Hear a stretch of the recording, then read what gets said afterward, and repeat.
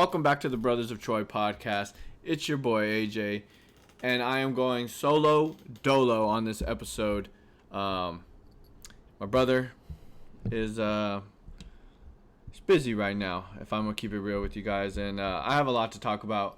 He's also very tired from work, but I have a lot to talk about in this episode, and it is going, like I said, just going to be a solo dolo episode. And there's a lot of things that I want to get cover in this episode. So in this episode, I'm going to be talking about the Alamo Bowl, the playoff bracket situation that we have going on, and all the outsideness around that. The Michigan situation, that one. We're going to start off with that one. Okay, and then we're going to do a little preview into the USC versus UConn women's basketball games, with a women's basketball game this Saturday, the 13th, which my brother and I will be going to. So we're probably going to give you a breakdown of that game, and my girlfriend as well is coming with us. So we're all three going to be going to that game, and we'll provide a breakdown for you guys. Number 1 UConn versus number 16 right now, USC and the women of Troy.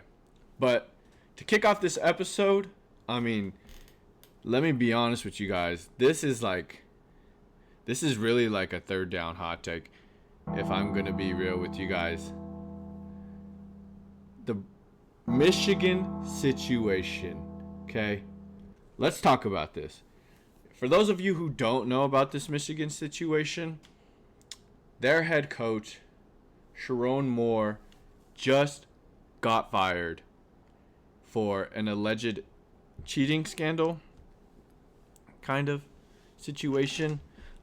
He apparently had some relations with a staffer, Michigan staffer, and he was arrested and has been booked. I don't know a lot about this situation because it is fairly new. The situation just happened as of yesterday, December 10th. The whole world found out about that yesterday, so it's very like a high impact for the University of Michigan and what it does around their program for football and just the university in general. Let's just keep it a buck. This is the second scandal that Michigan has been involved with. Okay, Coach Harbaugh, when they won that championship in 2023, they were involved in a scandal with that cheating scandal, the sign stealing scandal. Now they're back in the limelight again with this Sharon Moore scandal situation. Cheating, it's not a scandal, it's more of a cheating and situation.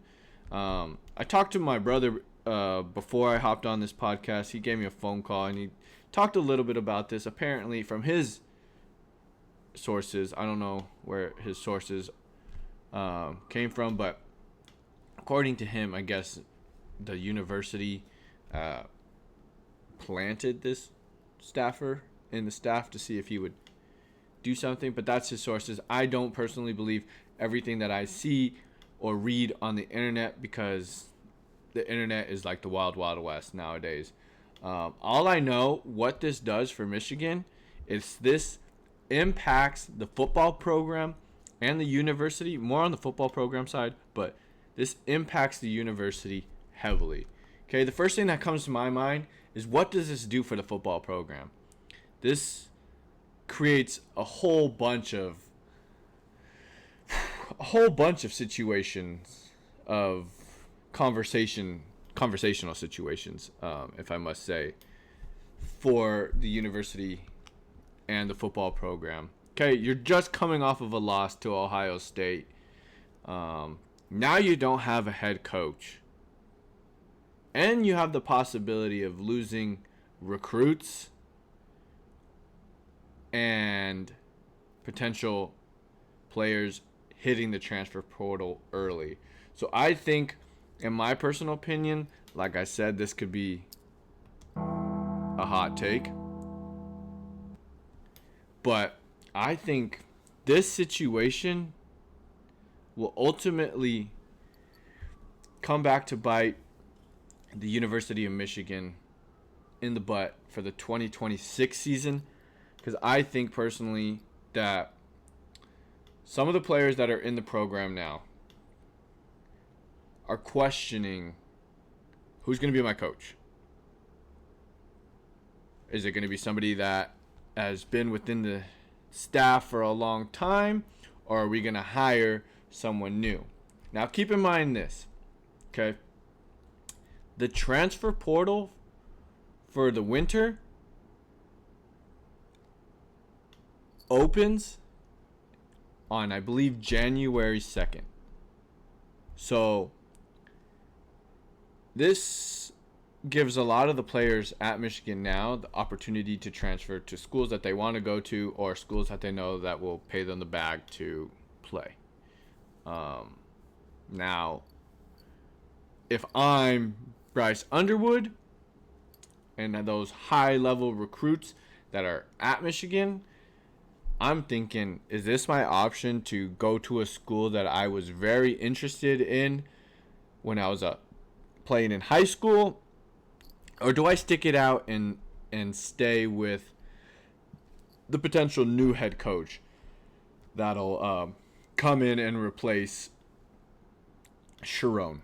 Now, like I said, I don't know if it's going to be an in-house coach that has been familiar with the program, or if it's going to be somebody that they hire from the outside. So that leads into my next thing. Who will they hire? We don't know.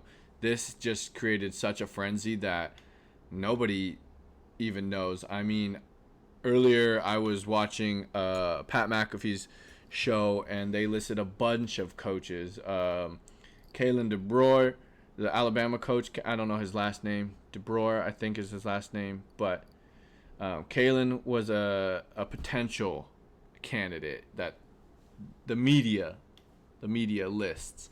Okay, we had a couple of NFL coaches who are offensive coordinators, defensive coordinators, be potential lists. There was a couple other coaches from, I don't know what schools, but not high-level schools, but that have made a name. Oh, the University of Washington coach was one of the potential candidates, according to Pete Thamel. So that's where I kind of get my information from. I watch Pat McAfee a lot, and a lot of ESPN Sports Talk Radio. So that's where I get my information from, but I don't really. The media is the media. That's all I'm going to keep it at. Now, going back to how many players will hop in the transfer portal this January, I personally think it could be a decent amount. I don't think all of the players will hop into the transfer portal because of the brand that University of Michigan is.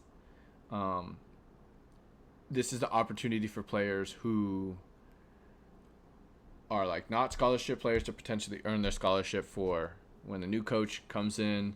Who knows? But this is a very, very sticky, no pun intended, sticky situation for the University of Michigan, and I know they have a lot going on their plate right now to clear this up.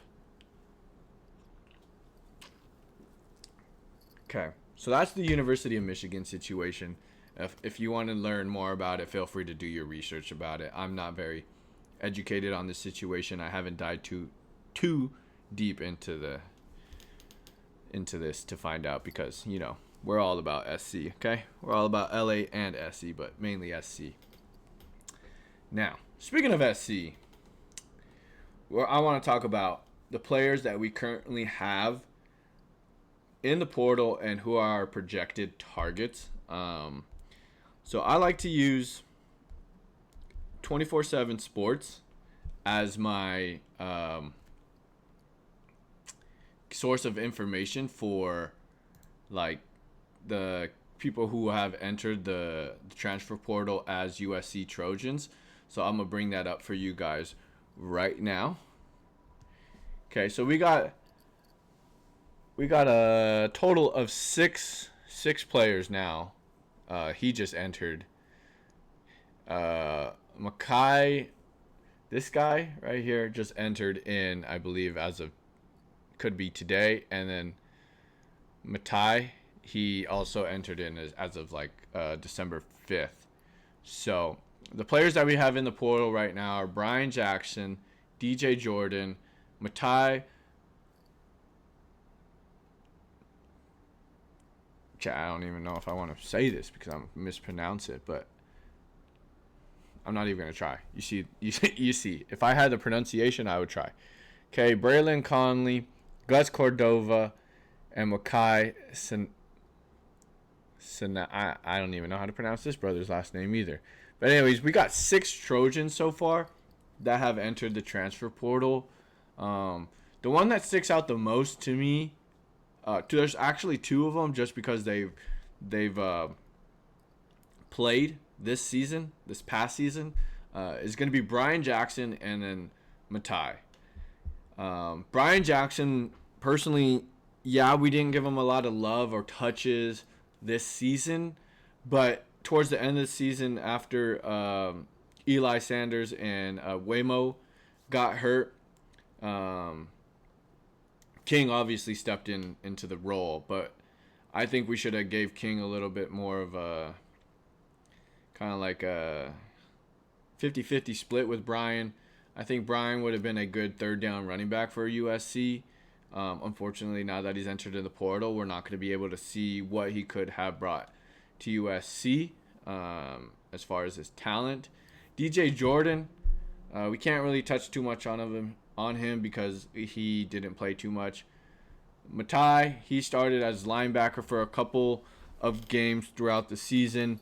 I like the way he played personally. He had a lot of energy,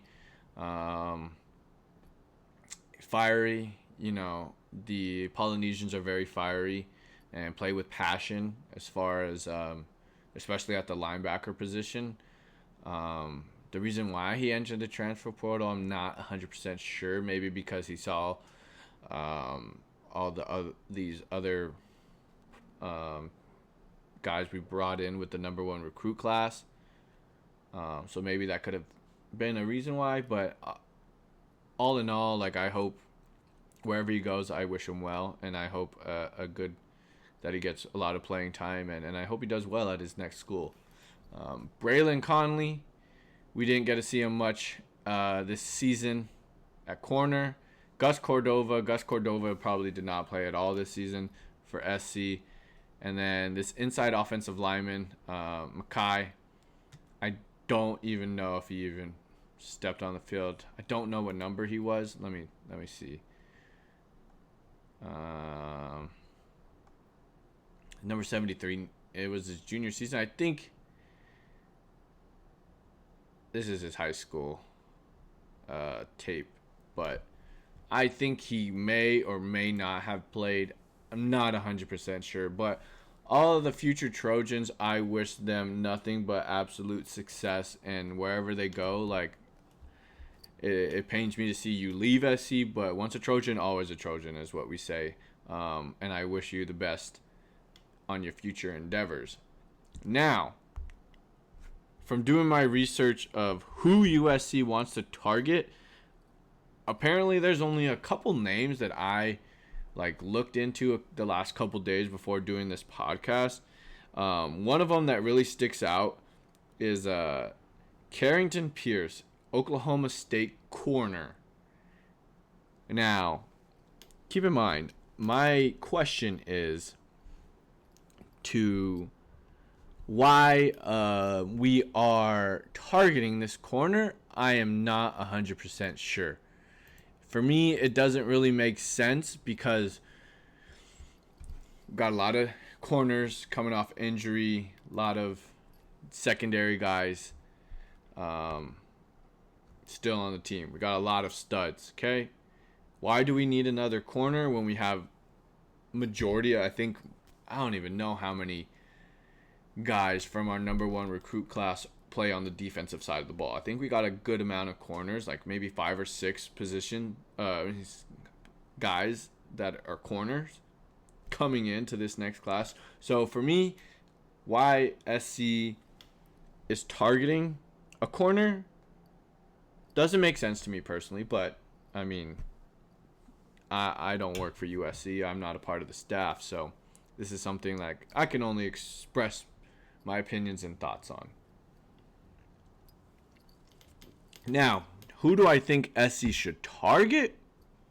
Okay, SC should target number one, Nick Marsh. Okay, if you go into 247sports.com, you can go to see all the players that have entered their name in the college football transfer portal as of once the transfer portal opened. I don't even know when that was.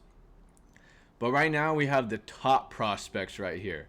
And the top prospects right now, that is number one, is Nick Marsh. Why do I think USC should go after Nick Marsh? One, because we know for a fact Makai Lemon's going to enter the draft. Okay, we're losing the number one receiver. Okay, I know we got a bunch of other studs at receiver. I know we got Tanook. My question is Jacoby staying or is he leaving?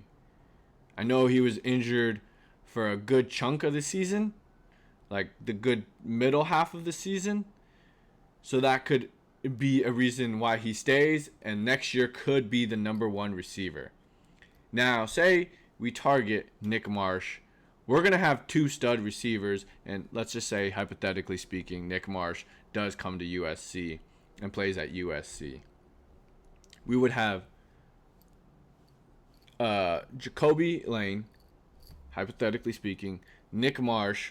Number three receiver for sure would be Tanook. 4 and 5, who knows? That'll be a competition within itself. So, I mean, we're always looking for receivers. So, I think USC should definitely target Nick Marsh. Besides the fact we're going after this other corner. Now, all these other names, I don't think we go after another quarterback, an edge rusher, potentially. But these are a lot of good names that are in the portal. Keep in mind, these are only majority of them right now are only 3 stars. And these 3 stars probably did not see a lot of playing time at their universities, which is why they're transferring. So right now the transfer portal is a little crazy. It's the wild west, and you can see what player fits your team. But as far as who's leaving, I showed you guys who's leaving SC, and I personally don't want to see Brian Jackson go, but he's gonna be hitting the portal, unfortunately. And that kind of like the running back. I kind of want to speak on this a little bit. The running back room right now is gonna be king. My question is Waymo, since Waymo was injured half of the season as well, since after the Michigan game, do I think it comes back to USC? Yes, I think it comes back, and it's gonna be how I see the projected depth chart right now is Waymo, King, and then whatever number one recruit, or if we pick up another guy from the transfer portal, who knows? That's how I see the running back room right now. We'll find out what the true team kind of looks like when I tap into it later for the Alamo Bowl against TCU. But that's going to be towards the end of the podcast that I want to talk about. But the next thing I really want to get into right now, it's hard to just free ball and spit everything that I want to talk about right now because it's just me doing a solo dolo episode. So you're just pretty much just going to get a bunch of my thoughts. And if you agree with them, feel free to comment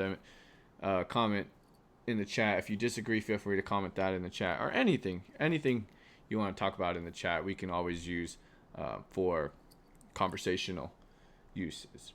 But this next thing that I really want to talk about is this playoff bracket situation and what it does for 2026 and what I think the committee needs to do for the next year as well. But let's dive into this bracket. Most of you already know who the teams are in the playoffs. So if you don't know, now you know. Okay? We're going to start from 12 and we're going to go all the way to 1. The 12th team in the playoff is James Madison University. Okay? 11th is Tulane. Now, let's sidebar this real quick. 11 and 12 are teams that are from the Group of 5 conference. Okay, the Group of 5 conference are Division 1 football teams, but in a lower level conference. Okay, so James Madison, I believe, is in Conference USA within the Division 1. All the Conference USA schools are lower tier, I would say. Not comparable to any of these teams in the current bracket.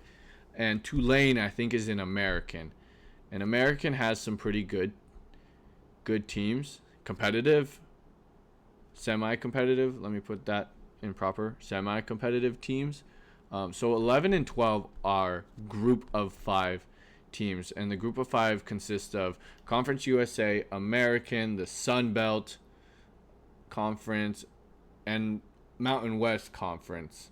And then there's one more conference, but I can't think of it at the time right now.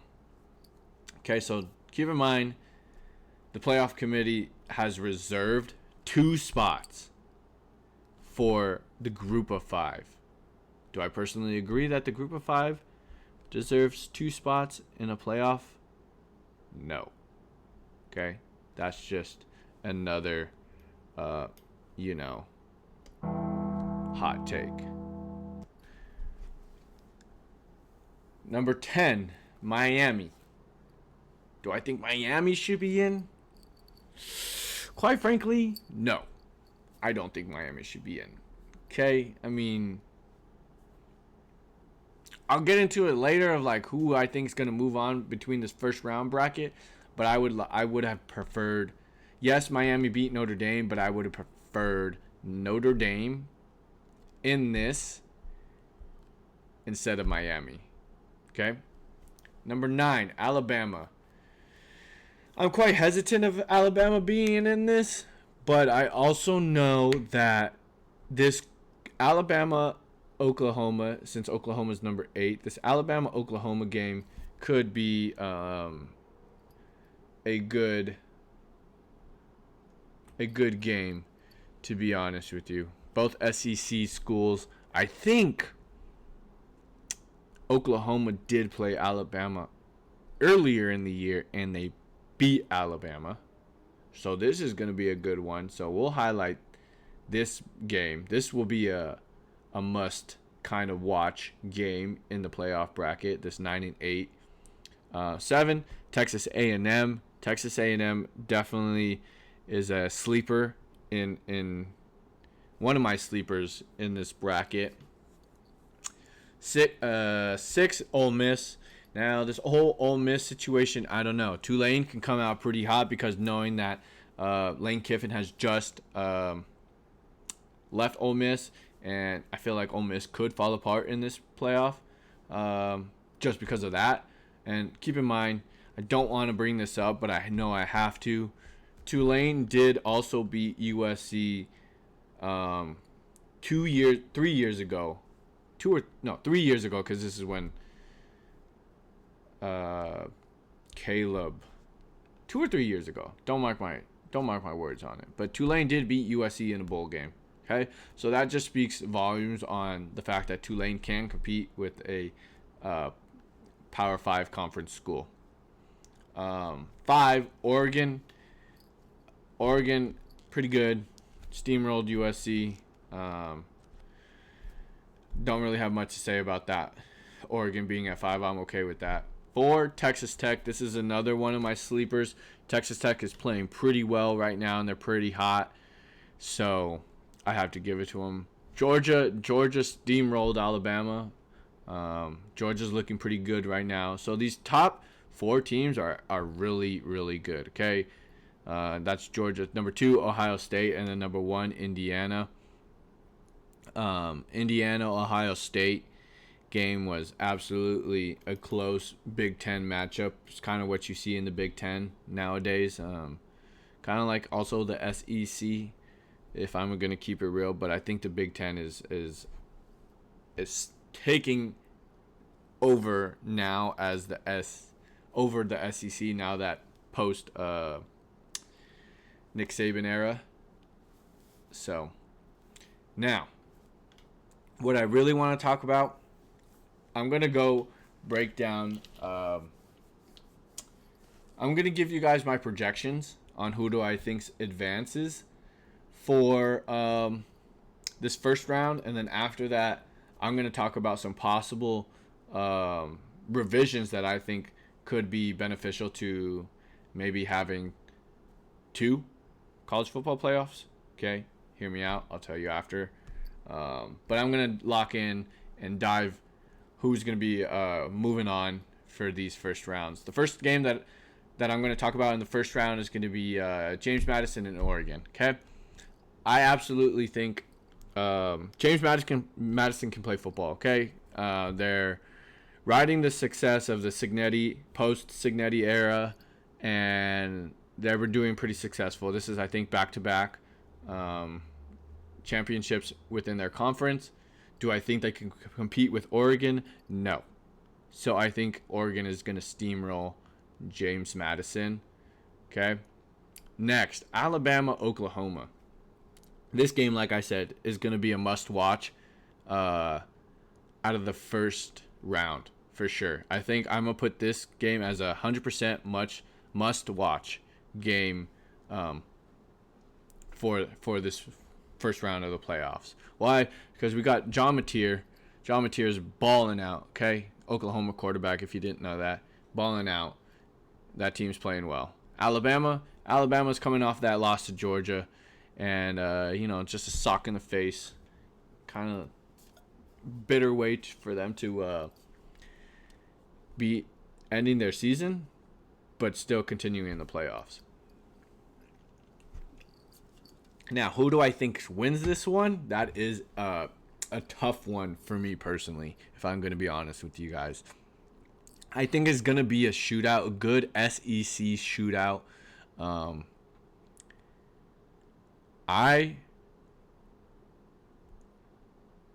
Just because of the previous game, I may have to take Oklahoma again over Alabama.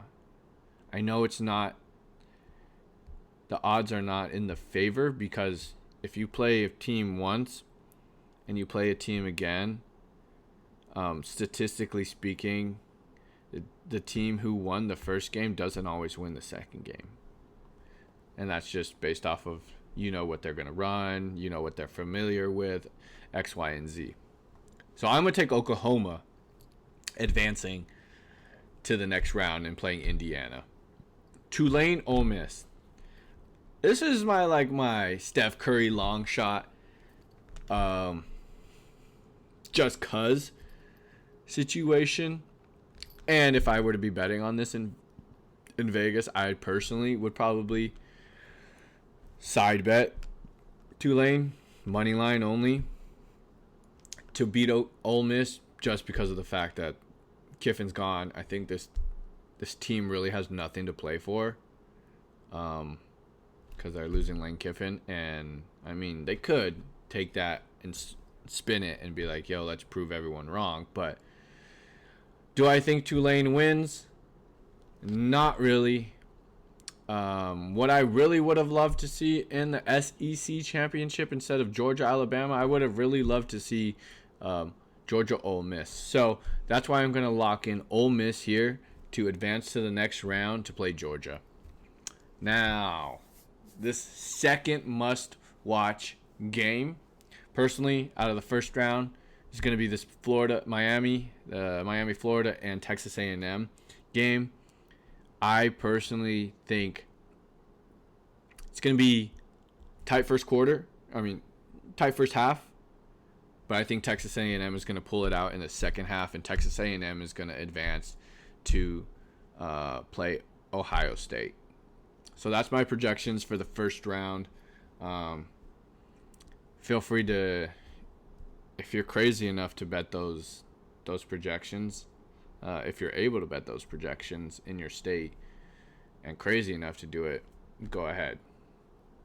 See what happens, but don't come pointing the finger on me saying my projections were wrong. This is just my personal opinion based off of watching some of these teams and how I think they would do. Now, this is going back to this playoff situation. Kind of brings it brings a lot of how would you say this? A lot of difficult conversation for the committee. I want to talk about how Notre Dame kind of got screwed. Okay, Notre Dame only got screwed because of the fact that the committee has to add a group of 5 in there. And like I said earlier, I personally don't believe the group of 5 should be in this playoff. I want to see the top 15 teams. If you're in the top 15, I think you automatically should be considered in the playoffs. Okay? Now, this ties into another thing that I want to talk about. I think there should be another college football championship for the FCS and the group of 5 teams. Okay, the FCS already has their own playoff within their division, but let's hypothetically talk about this. If the FCS were to incorporate these group of 5 teams into their playoff, it would make another good playoff, if I'm going to be honest with you.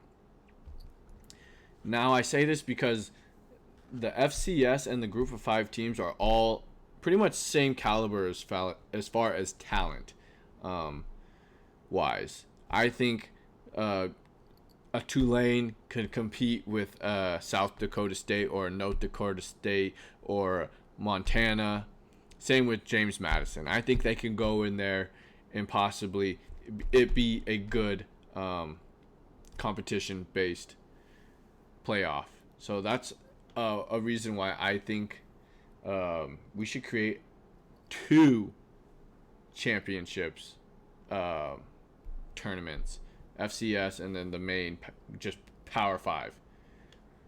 How that gets incorporated, I don't know, but that's just my personal opinion. And I would love to see that happen. Lastly, what I really want to talk about as far as this whole playoff situation, I want to be real with you guys. I don't know if you guys seen this or heard about this, but starting next year, Notre Dame has signed a kind of like, I guess, a contract or something, an agreement to the fact that if they are within the top 12, they deserve to be in the top 12 and they deserve to be in the playoff. Do I think this is fair? Absolutely not. Okay? I know Notre Dame has not been, they've been independent for the longest time. Do I think they deserve to automatically get in the college football playoff just based off of if they finish within the top 12? Absolutely not. Why they're not in the playoffs right now is because of the fact they weren't in a conference championship. If they were in a conference championship, 100%, hypothetically, if they were in this ACC, that's been like the rumor mill, that's been the conversations. I don't know what the ACC, there's something going on with that ACC and Notre Dame. I didn't look into it too much. But if Notre Dame was in the ACC, they'd win the ACC for sure. Okay? Notre Dame was in the Big Ten. That would be beautiful. That would make the Big Ten literally just like the SEC. Very high caliber teams, very competitive conference. Now, if Notre Dame were to join the Big 12, Notre Dame is absolutely winning the Big 12. If Notre Dame was to enter the SEC, that would be a crazy story. And I don't even want to speculate what would happen if Notre Dame joined the SEC. Personally, I think Notre Dame needs to join the conference because they don't deserve special treatment, okay? They don't deserve, just because you don't want to be in a conference and have to share the money amongst the conference and just want to be selfish and take all the money that you get from your ticket sales, X, Y, and Z. There's a reason why you're not in the playoffs, so I hope you learn from this, is pretty much what I have to say. I don't like and agree with the fact that they signed this contract automatically bidding them in the playoff if they were in the top 12 next year. Personally don't like it. Personally don't agree with it, especially me being a USC fan. That's just being a little bitter. Okay? This kind of like messes with the integrity of football. One school could potentially be in the top 12 every year and make it to the playoffs every year. Doesn't sit right with me. The other school that is an independent is UConn in football.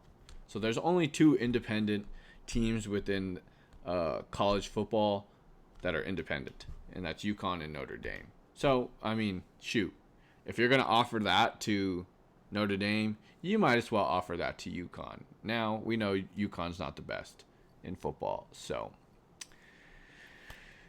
just another my personal hot take that Notre Dame signing this contract with the NCAA automatically bidding them if they're in the top 12 is kind of like some weak shit, if I'm gonna be real.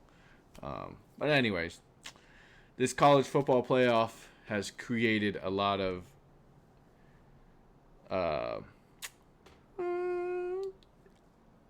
I don't know what the proper word is, to be honest with you guys. Just created a lot of division, if I'm going to be completely honest with you guys. But let's dive into the next thing that I have on my note point is second to last thing within the podcast that I want to talk about is this Alamo Bowl, USC versus TCU. USC has made it into the Alamo Bowl, and we now know who our opponent is going to be projected. Before BYU got their booties kicked in the Big 12 championship, it was projected that we would play BYU. But now that BYU got their booties kicked, we are now playing TCU. So this is going to be a good matchup. This is between some pretty good schools that have a good reputation in college football. Now, what I really want to talk about is who is going to be in and out of the game for USC. Do I think... We obviously know for a fact that Mackay is not going to play. Okay, we can check that off, that Mackay is not going to play in the bowl game. Do I think Jacoby's going to play in the bowl game? I don't know. I personally may rule him out for the bowl game, just so we can see what our guys look like, our other receivers look like. Do I think Eli's going to play? Absolutely not. He's probably getting ready, recovering and getting ready for the Senior Bowl. Hopefully he gets invited to that. Excuse me. Now, the true thing that I kind of like am like 50-50 about is, does Lincoln play Jaden and Husan.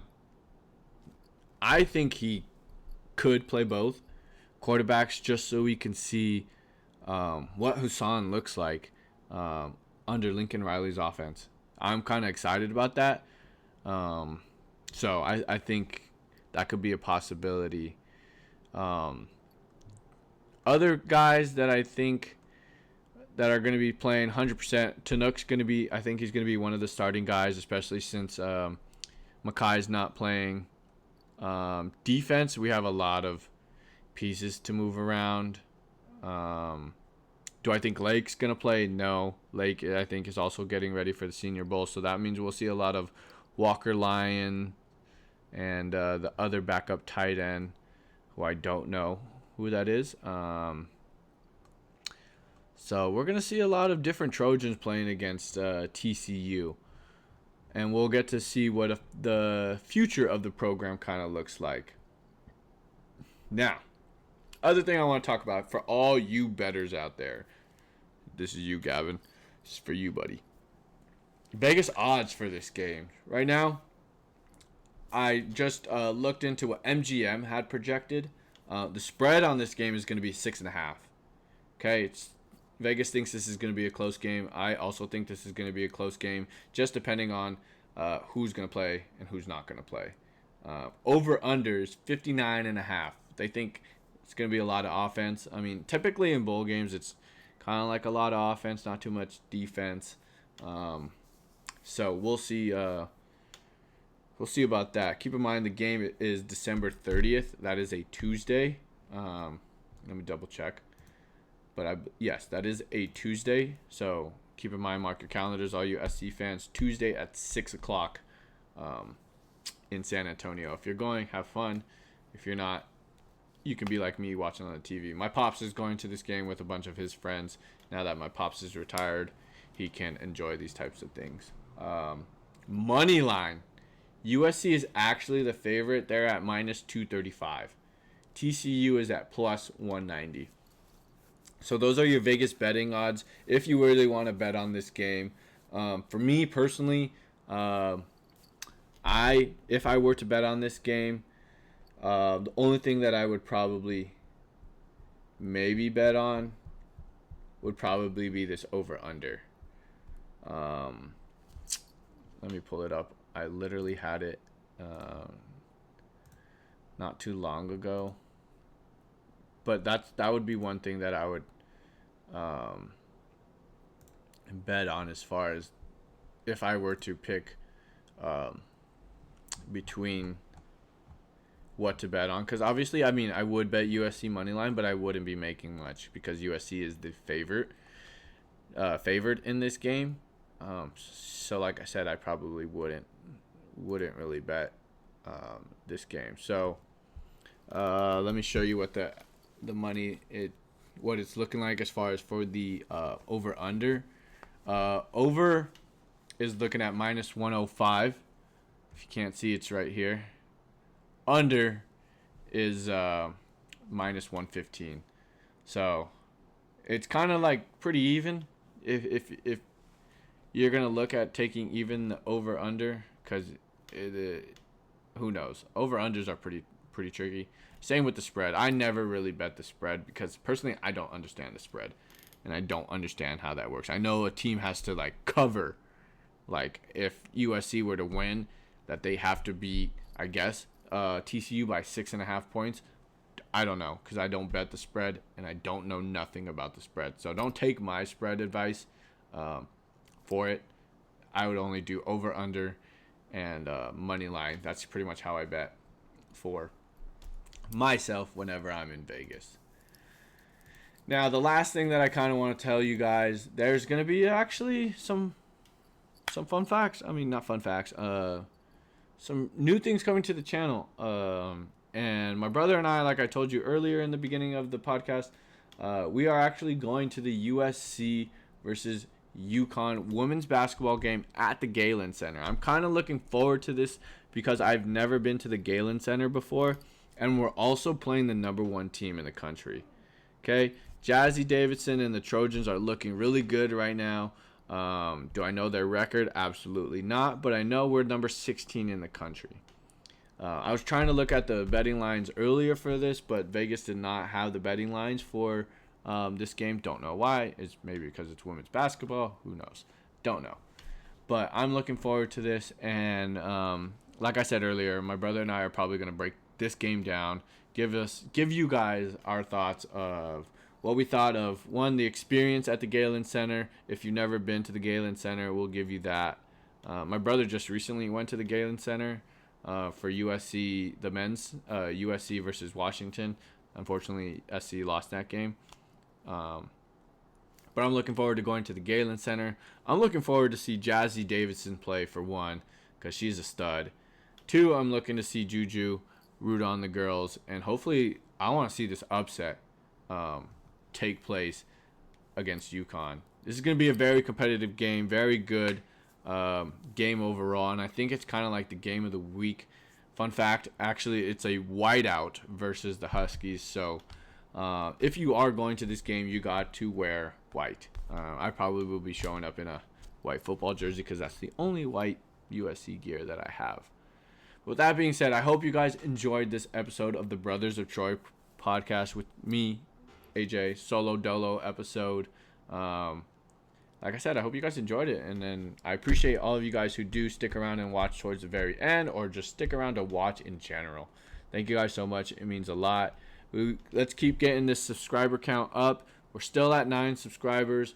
Please, please, please smash the subscribe button. If you're feeling so inclined, turn on the notifications to let you guys know when we post another episode. But with that being said, thank you very much for watching. This is your boy AJ for the Brothers of Troy podcast, one half of the Brothers of Troy. And I appreciate you guys for sticking around. With that being said, I'm going to break it down with you guys. Solo dolo. We're going to get a fight on 3 and a beat UConn, beat the Huskies on 6. Okay? Fight on 3, fight on me. 1, 2, 3. Fight on, baby. Beat the Huskies. 4, 5, 6. Beat the Huskies, baby. Have a great rest of your night, and we'll catch you guys on the next one. Peace.